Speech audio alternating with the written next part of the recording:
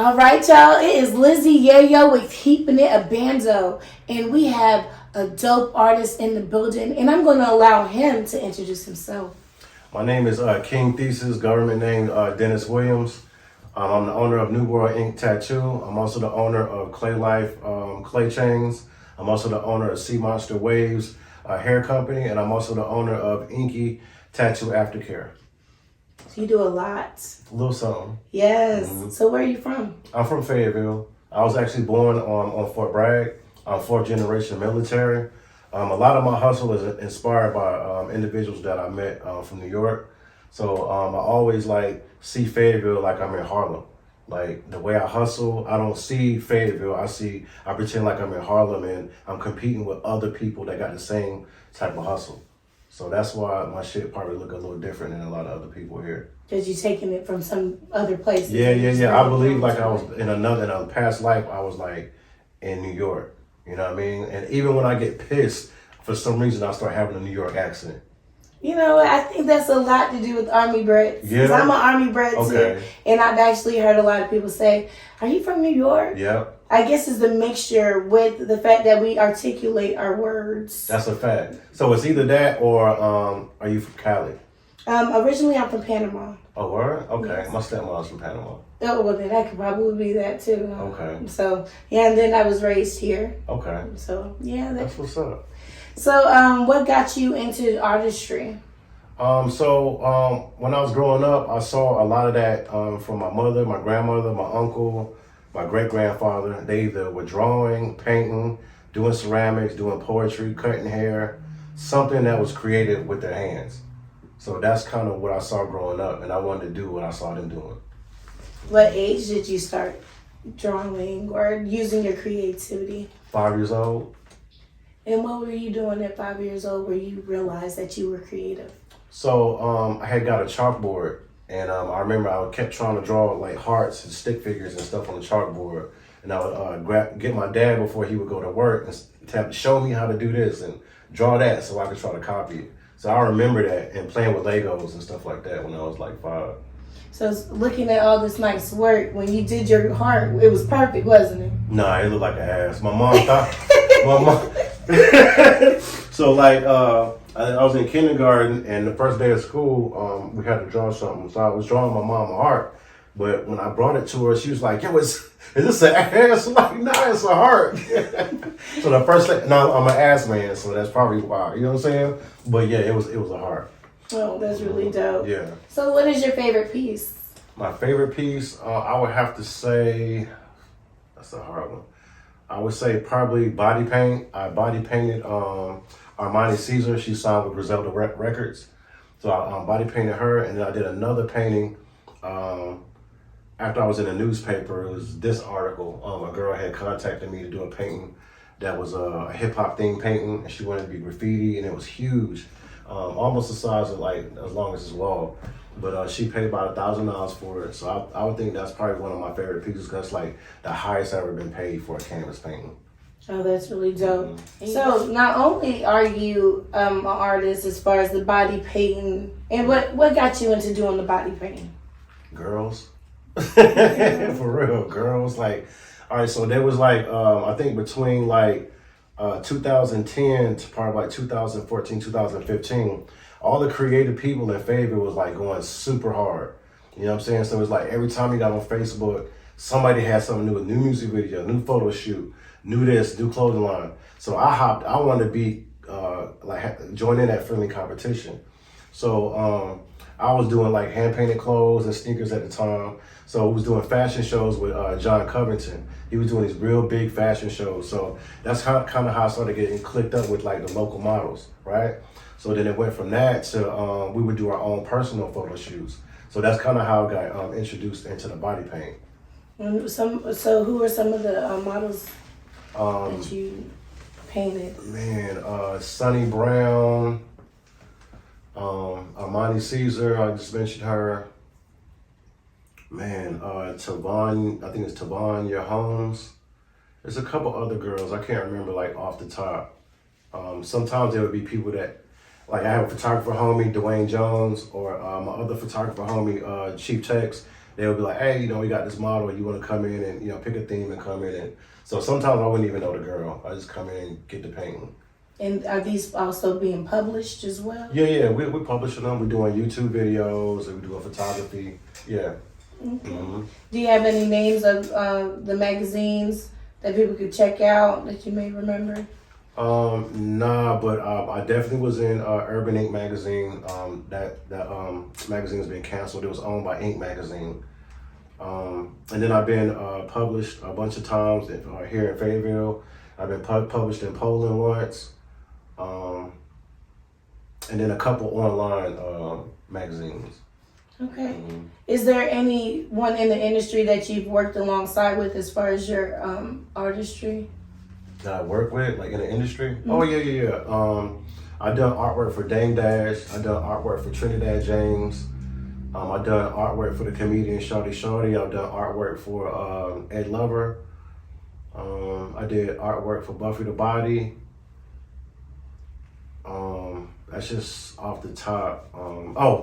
Victor Cruz when he played for the New York Giants. That's off the top. You know what I'm saying? I know there's more people like Petey Pablo. I did some stuff with Petey Pablo. Did some stuff with Plies. Did some stuff with Rick Ross. And I did some for J. Cole. And then I did stuff for like local acts as well, like Zeph Lesson, DJ Cam Cutter, Big Cass, Don Juan. Man, a lot of local people. Jane Doe, Big Abe. And it's a lot of people.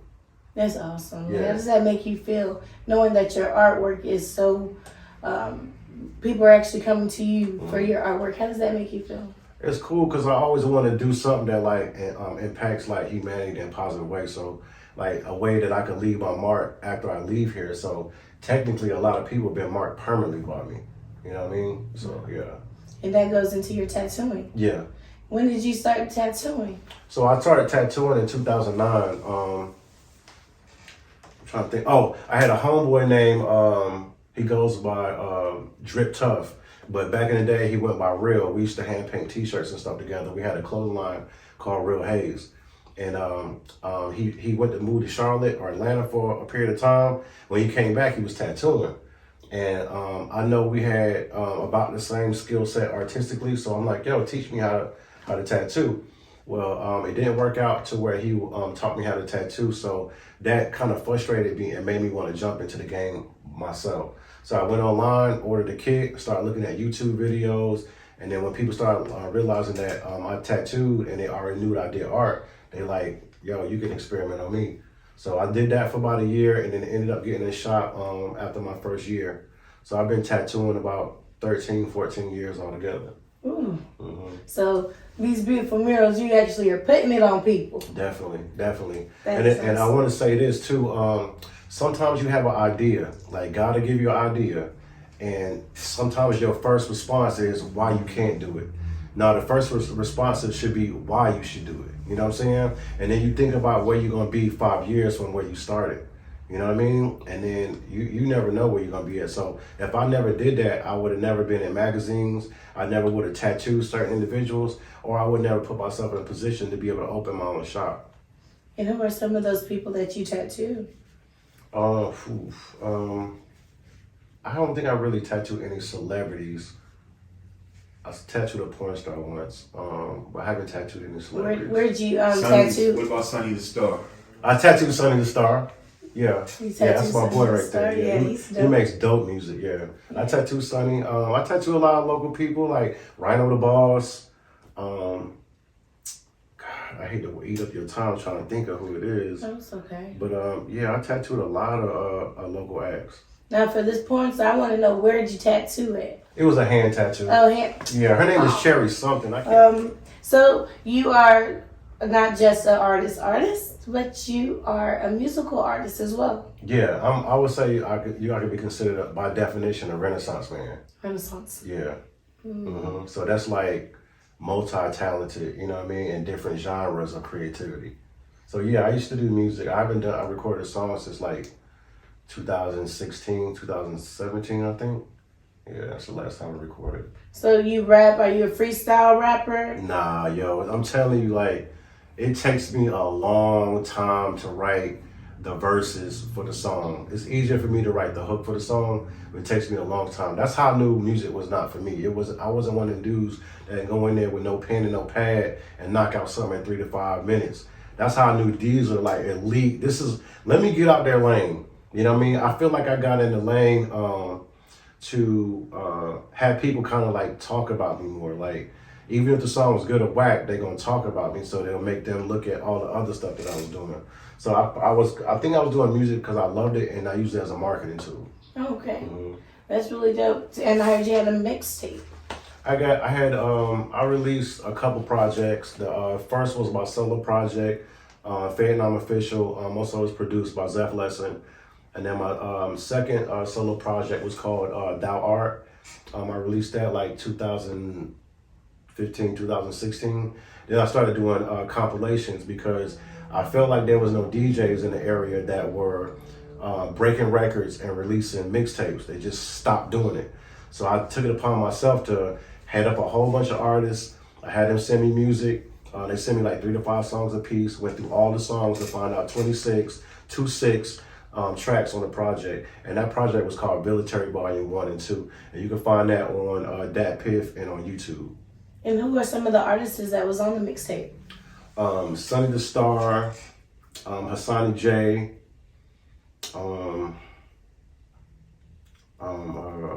Junior Jones, Mac, The Black Sheep. Man,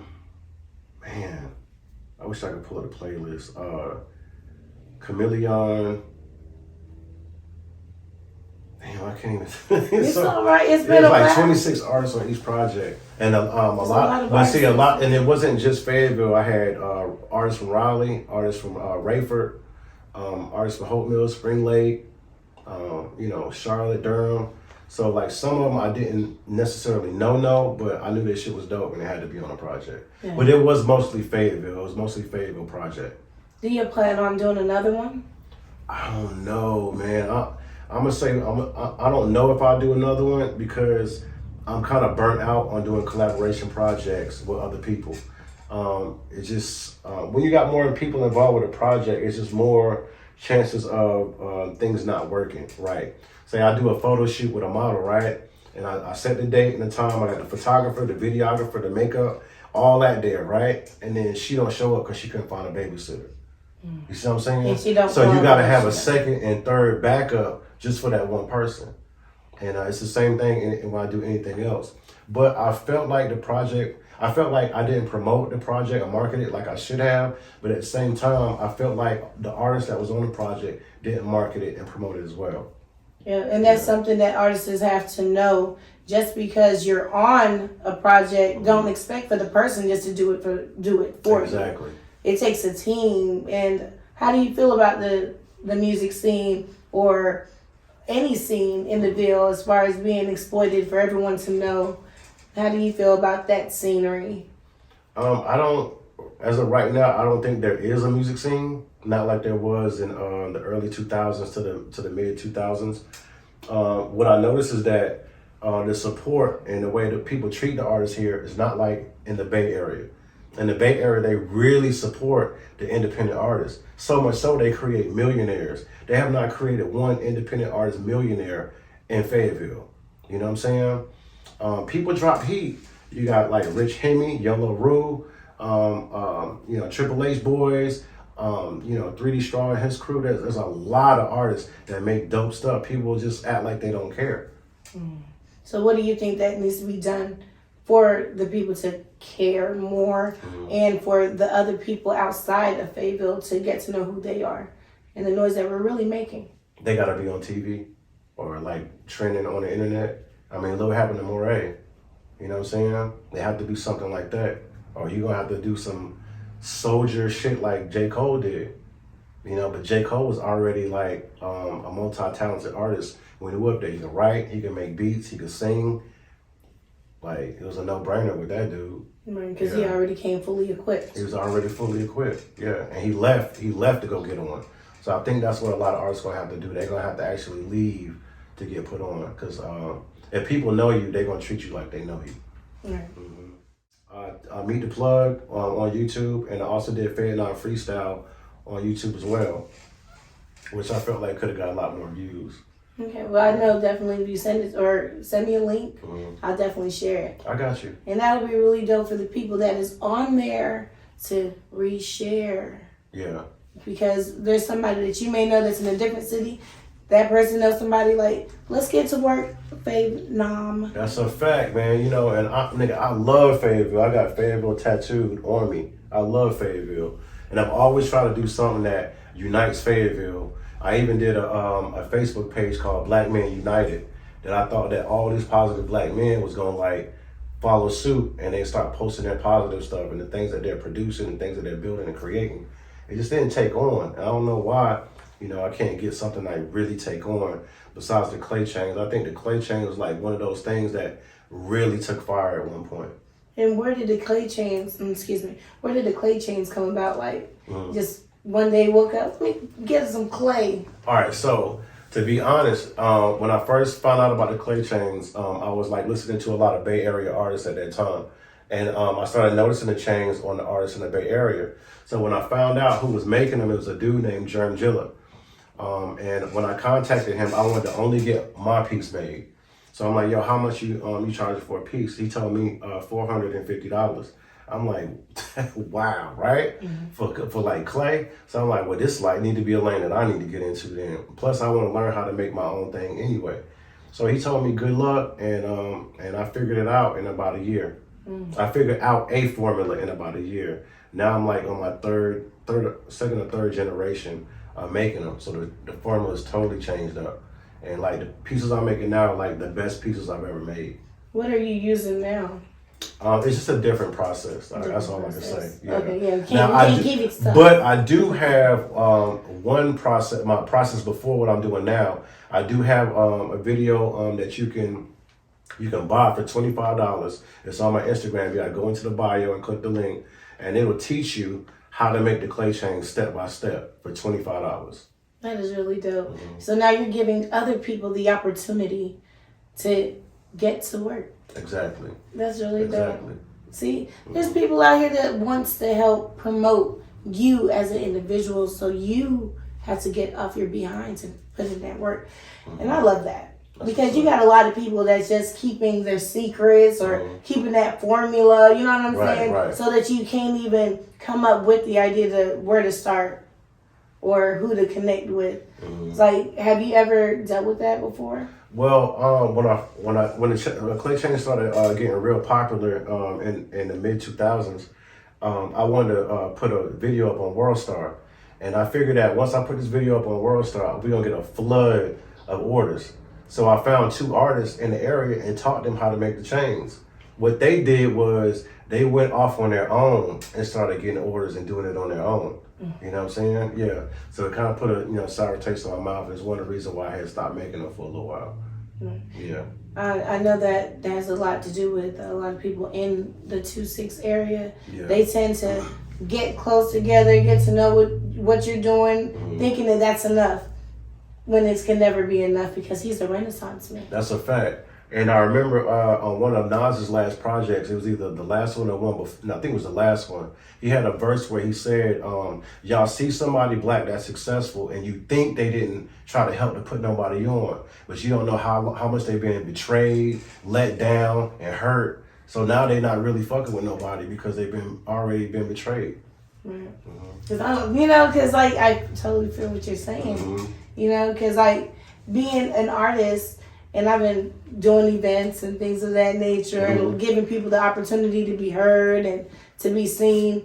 And either they don't want to take that opportunity or they feel like they're too good to take that opportunity. Right. Or you got some that'll come in and learn stuff that they don't know and think that that's it. That's so it. They go off on their own, yeah. I think that's why a lot of photographers and filmmakers don't want to take people under their wing. They feel like they're going to take what they know and then they're just going to bounce. So what are some things that you think that'll help a person to promote themselves and their friends? I would say learning about marketing, promotion, learning about guerrilla marketing, learning how to create and post content, and then and learn what the schedule is on, what times what's the best times you should post during certain days. Man, I would say like if they're trying to come out with like a brand or a business, like having a good logo, having a good name, a good color scheme, knowing how to create your own merch, just providing a good product or service. He's dropping gems, guys. Make sure you got your pen and your paper. Yeah, and you'd be surprised, so in today's time, like say you come out with a new brand, so you got a new water brand, right? The best way to get it out is to find micro influencers to promote it for you. You know what I'm saying? So these are people with like 10,000 followers, around 10,000 followers. And then you go up higher, 6,000, 100,000. Some of these people will take only the free product. Some people only charge you like 25, 30 bucks to post it. So you're gonna have to spend some bread and get with some of these influencers, because some of these influencers got as much influence as an actual celebrity. So that's how I got my Sea Monster Waves brand up and running. I just went and got with a whole bunch of girls that have waves. And I started with women, because Tupac said, if you get the women first, then the men will follow. So all my first models with my hair company were women. And that's what helped get me popping out there. Tell us more about that. About your brand as far as the hair and skin. All right. So when COVID started, everybody got locked down. I was reading a book by Derek Grace, and it was called The Post-Trump Pact, and it was pretty much showing you how you could come out of the pandemic better than when you went in. So everybody that came and stayed with me, they all had to be working on some type of business or some type of hustle. So what I was working on was a hair company, which was inspired by my child's mother's friend, her love for dudes with waves and beards. I started that company off of that, and then I started another company, which is my tattoo aftercare company, because I'm already in the tattoo industry. So why not come out with products that are within my industry? So that's kind of how I ended up coming up with those brands. Okay, and that's all natural? Yeah, each one's all natural. I make everything in the kitchen, everything in my kitchen. That's dope. I'm gonna have to get me some products. I got you. Well, I appreciate you. Do you have any inspiring words that you want to give to the people? Of course. Stay down for your crown and keep God first. All right, thank you. Any shout outs? Nah, not really. Okay, well, you got. Because I don't want to forget nobody, you know what I'm saying? Right. Yeah. Then you get a phone call like, yeah, because I watched the video, I'm like, shit, I forgot to shout out God. Like,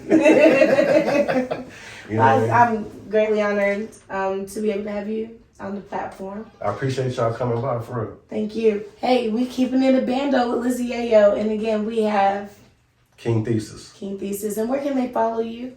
You can follow me on Instagram at King Thesis, one word. You can find me on Facebook, King Thesis. On YouTube, you gotta type in either King Thesis or Thesis Originals. What else is there? I think that's about it. Yeah, that's the main platforms. I did my own documentary on YouTube. I've done directed music videos, directed photo shoots. I documented certain events that I did. I did an art event a couple years ago. So I try to document almost everything that I'm doing.